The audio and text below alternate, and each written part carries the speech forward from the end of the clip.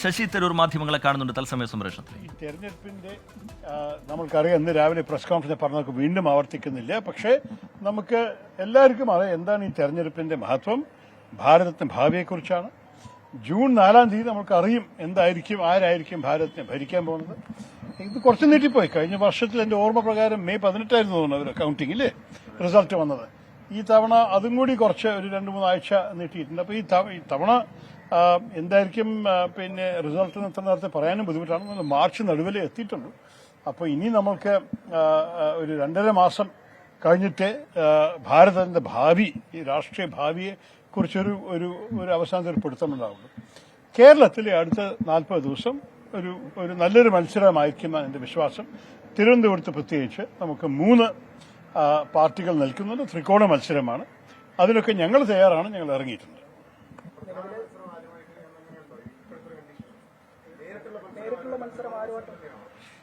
ഇല്ല, ഞാൻ കാണുന്നത് നമ്മൾ നേരത്തെ പറഞ്ഞ പോലെ തന്നെയുള്ള മത്സരമാണ്. എനിക്ക് ഇന്നത്തെ അനൗൺസ്മെന്റ് ഒരു ചോദ്യം എനിക്ക് എന്റെ അമ്മയോട് ചോദിക്കാനുള്ളത്. അമ്മയ്ക്ക് 88 വയസ്സായി. വോട്ട് ഫ്രം ഹോം ഒന്ന് ക്ഷമിക്കണോ, അതോ ഇപ്പൊ നിങ്ങൾക്ക് കേട്ടില്ലേ 85 വയസ്സിനേക്കാൾ കൂടുതലായവർക്ക് വോട്ട് ഫ്രം ഹോം അവകാശപ്പെടുത്തുന്നു. അത് എങ്ങനെ നടക്കുമെന്ന് കണ്ടുപിടിക്കണം. എന്റെ അമ്മ ഇതുവരെ മെനക്കെട്ടിട്ട് എപ്പോഴും വന്ന് എനിക്ക് വേണ്ടി വോട്ട് ചെയ്ത അമ്മയാണ്. അപ്പോൾ അമ്മ ഇപ്പോൾ വീട്ടിലിരുന്നിട്ട് വോട്ട് ചെയ്യാനുള്ള സൗകര്യം അമ്മയ്ക്ക് ഉണ്ടാവുമെന്നും കൂടി അന്വേഷിക്കണം. അത് മാത്രമാണ് ഒരു പുതിയ കാര്യം. അല്ലെങ്കിൽ എല്ലാം നമ്മൾ സ്വാഭാവികമായി കാണുന്ന കാര്യങ്ങൾ തന്നെ. കേരളത്തിന് എന്തായാലും എല്ലാം ഒരു ദിനം തന്നെ ചെയ്യണം, നല്ല തന്നെ. തമിഴ്നാട് 19-ാം തീയതി, നമ്മൾ 26. ഞാൻ വിചാരിച്ചു നമ്മളുടെ കുറച്ചും കൂടി ചെറിയ സംസ്ഥാനം നമ്മളായിരിക്കും ആദ്യം. പക്ഷെ അല്ല, എന്തായാലും ഇതൊന്നും വലിയൊരു പ്രശ്നമല്ല. അവിടെ ഇവിടെ 10 ദിവസം ഒരാഴ്ച അത്രയൊക്കെ വ്യത്യാസങ്ങളെ കാണുന്നുണ്ട്.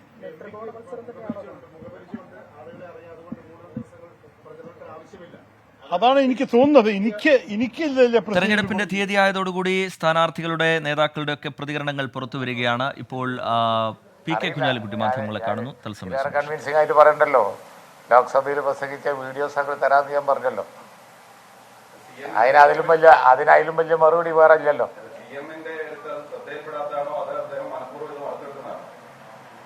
അറിഞ്ഞൂടാ, അതിപ്പോ ഞാനെങ്ങനെ പറയാ. ഇല്ല, അതാണ് ഞാൻ പറഞ്ഞത്. വീഡിയോ ഉണ്ട്, എല്ലാവരും പ്രസംഗിക്കുന്ന വീഡിയോ ഉണ്ട്.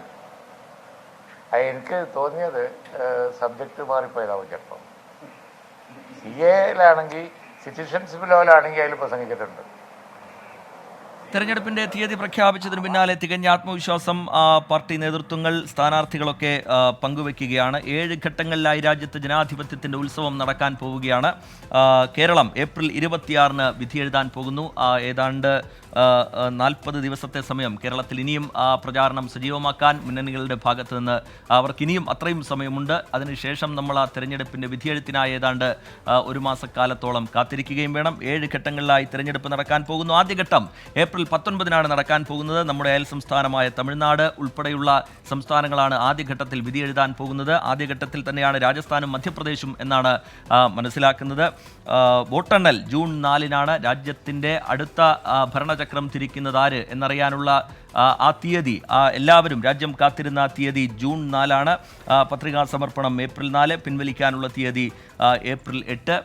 തിരഞ്ഞെടുപ്പ് കമ്മീഷൻ നേരത്തെ വാർത്താ സമ്മേളനത്തിലൂടെ വിവിധ സംസ്ഥാനങ്ങളിലെ തെരഞ്ഞെടുപ്പിന്റെ തീയതികൾ, ഉപതെരഞ്ഞെടുപ്പിന്റെ തീയതികൾ ഒക്കെ പ്രഖ്യാപിക്കുന്നത് നമ്മൾ കണ്ടു. ഇനിയുള്ള ദിനങ്ങൾ സജീവമായ തെരഞ്ഞെടുപ്പ് പ്രചാരണത്തിന്റെ ദിനങ്ങളാണ്. കേരളത്തിലും ഇതിനോടകം തന്നെ സ്ഥാനാർത്ഥികളെയൊക്കെ പ്രഖ്യാപിച്ച് പ്രചാരണം കൊഴുപ്പിക്കാൻ മുന്നണികൾക്ക് കഴിഞ്ഞിട്ടുണ്ട്. തീയതി ആയതോടുകൂടി അതിന്റെ ആവേശത്തിന്, പ്രചാരണ ചൂടിന് ഇനി ഇരട്ടി വേഗം കൈവരിക്കാൻ പോവുകയാണ്. വോട്ടെടുപ്പിന് ഇനി വെറും 40 ദിവസം മാത്രമാണ് നമുക്ക് മുമ്പിലുള്ളത്.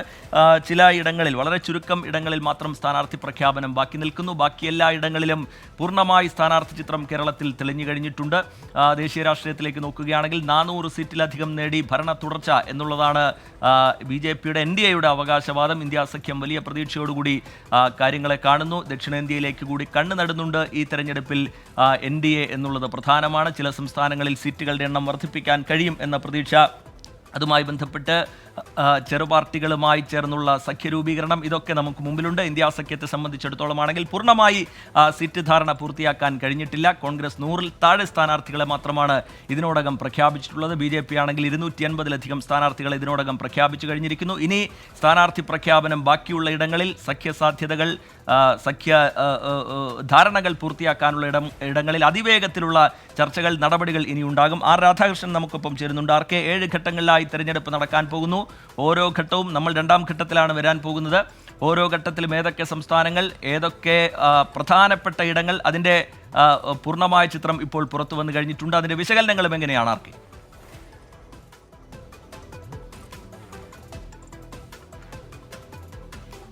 തീർച്ചയായിട്ടും ശ്രീജിത്ത്, നമ്മൾ കഴിഞ്ഞ തവണത്തേതിലുപോലെ 2019 ഉള്ള ഒരു തെരഞ്ഞെടുപ്പ് ക്രമമാണ് തെരഞ്ഞെടുപ്പ് കമ്മീഷൻ തയ്യാറാക്കിയിരിക്കുന്നത്. 17ാം ലോക്സഭയുടെ കാലാവധി അവസാനിക്കുന്നത് ജൂൺ 16-നാണ്. അതിന് കൃത്യം 10 ദിവസം മുമ്പ് പുതിയ ലോക്സഭ യാഥാർത്ഥ്യമാകുന്ന വിധത്തിൽ നടപടിക്രമങ്ങൾ പൂർത്തിയാക്കുക. 6-ാം തീയതി ജൂൺ 6-ാം തീയതി എല്ലാ നടപടികളും പൂർത്തിയാക്കുക എന്ന വിധത്തിലാണ് തെരഞ്ഞെടുപ്പ് ക്രമം തയ്യാറാക്കിയിരിക്കുന്നത്. ഈ നമുക്ക് ദിവസങ്ങളിലേക്ക് തെരഞ്ഞെടുപ്പ് തീയതികളിലേക്ക് ആദ്യം പോയാൽ 1ാം ഘട്ടത്തിൽ 19-ാം തീയതിയാണ് രാജ്യം ബൂത്തിലെത്തുന്നത്. 102 മണ്ഡലങ്ങളാണ് അന്ന്, ലോക്സഭാ മണ്ഡലങ്ങളാണ് വോട്ടെടുപ്പിന് അന്ന് സജ്ജമാകുന്നത്. 2ാം ഘട്ടത്തിൽ ഏപ്രിൽ 26-നാണ് വോട്ടെടുപ്പ് നടക്കുക. 89 മണ്ഡലങ്ങളിലാണ് അന്ന് വോട്ടെടുപ്പ് നടക്കുന്നത്. ആ ദിവസം കേരളത്തിലെ 20 മണ്ഡലങ്ങളും ഈ ഗണത്തിൽ പെടുന്നുണ്ട്. അങ്ങനെ 89 മണ്ഡലങ്ങളാണ് വോട്ടെടുപ്പിന് ആ ഘട്ടത്തിൽ എത്തുന്നത്. 3ാം ഘട്ടം 7 മെയ്യിലാണ് തെരഞ്ഞെടുപ്പ് നടക്കുന്നത്. അത് 94 മണ്ഡലത്തിലാണ് വോട്ടെടുപ്പ് അന്ന് നടക്കുന്നത്. 4ാം ഘട്ടത്തിൽ 13-ാം തീയതി 13 മെയ്യാണ് 4ാം ഘട്ട തെരഞ്ഞെടുപ്പ് നടക്കുക. 96 മണ്ഡലങ്ങളായിരിക്കും ബൂത്തിൽ എത്തുന്നത്. 5ാം ഘട്ടത്തിൽ 49 മണ്ഡലങ്ങളായിരിക്കും ബൂത്തിലെത്തുന്നത്. 20 മെയ്യാണ് തെരഞ്ഞെടുപ്പ് നടക്കുന്നത്. 6ാം ഘട്ടത്തിൽ 25 മെയ് 57 മണ്ഡലങ്ങളാണ് അന്ന് ബൂത്തിൽ എത്തുന്നത്. 6ാം ഘട്ടത്തിൽ 25 മെയ് 57 മണ്ഡലങ്ങൾ അന്ന് ബൂത്തിലെത്തും. 7ാം ഘട്ടത്തിൽ 1 ജൂണാണ് 57 മണ്ഡലങ്ങളിലായിരിക്കും അന്ന് തെരഞ്ഞെടുപ്പ് നടക്കുക. അതോടുകൂടി നമ്മുടെ ലോകത്തിലെ ജനാധിപത്യത്തിന്റെ ഏറ്റവും വലിയ മഹോത്സവത്തിന് അവിടെ അതിന്റെ വോട്ടെടുപ്പ് നടപടികൾക്ക് അവസാനമാവുകയാണ് ജൂൺ 1-ാം തീയതി. അതിനുശേഷം ജൂൺ 4-ാം തീയതി ആയിരിക്കും ഈ വോട്ടെണ്ണലുമായി ബന്ധപ്പെട്ടിട്ടുള്ള ഘട്ടങ്ങൾ ഏതൊക്കെ സംസ്ഥാനങ്ങൾ, അതിൽ എത്ര മണ്ഡലങ്ങൾ എന്നുള്ള കാര്യം വിശദീകരിക്കുകയായിരുന്നു. 7 ഘട്ടങ്ങളിലായി തിരഞ്ഞെടുപ്പ് നടക്കുമ്പോൾ 1ാം ഘട്ടം ഏപ്രിൽ 19-ന് നടക്കാൻ പോകുന്നു. 102 മണ്ഡലങ്ങളാണ് ആ ദിവസത്തിൽ തെരഞ്ഞെടുപ്പിന്റെ